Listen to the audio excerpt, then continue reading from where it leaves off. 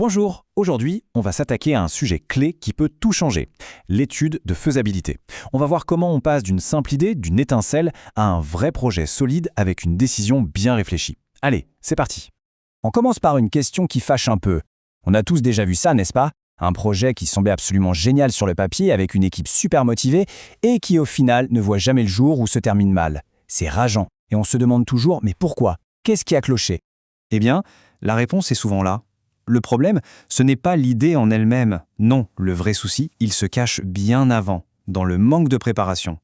C'est un peu comme vouloir construire une maison sans avoir vérifié les fondations.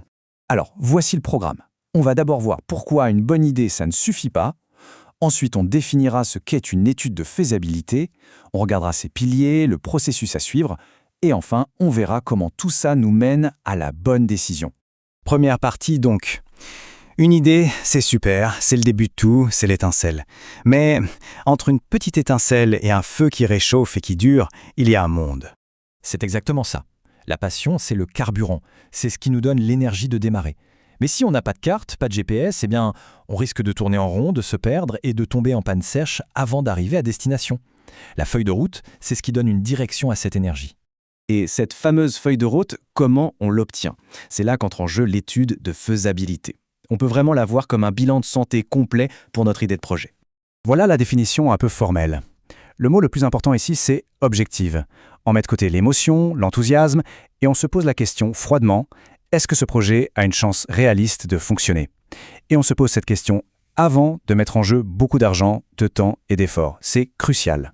J'aime beaucoup cette image de la boussole. Sans elle, on avance à l'aveugle, dans le brouillard. Avec elle, on a un cap.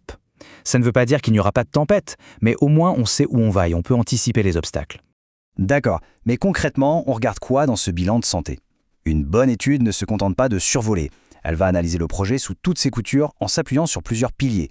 Et les voilà, ces fameux piliers. Premièrement, la technique. Est-ce qu'on a les compétences et la technologie pour le faire? Deuxièmement, l'économique, le nerf de la guerre.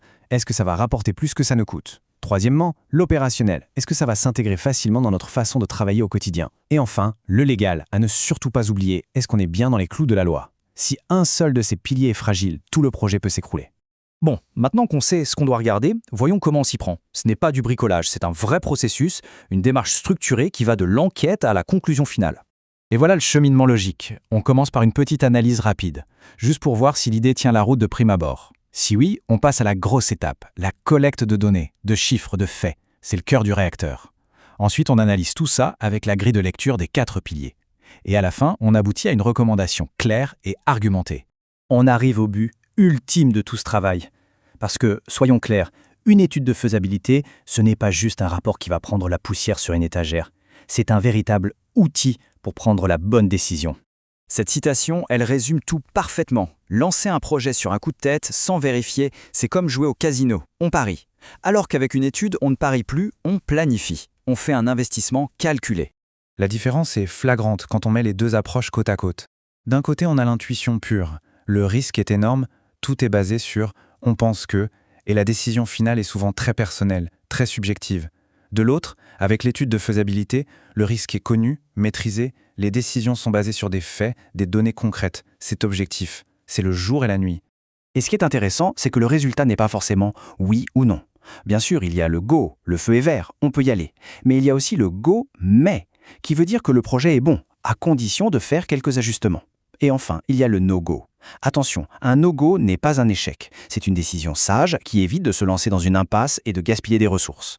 C'est vraiment ça qu'il faut retenir. L'objectif d'une étude de faisabilité n'est jamais de casser l'enthousiasme ou de tuer les idées dans l'œuf. Au contraire, c'est un outil bienveillant qui sert à renforcer les bonnes idées, à les protéger, pour être sûr que celles qu'on lance ont vraiment toutes les chances de leur côté. C'est un filtre pour le succès.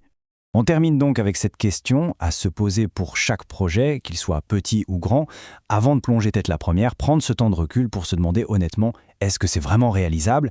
Eh bien, ça pourrait bien être la décision la plus importante de toutes.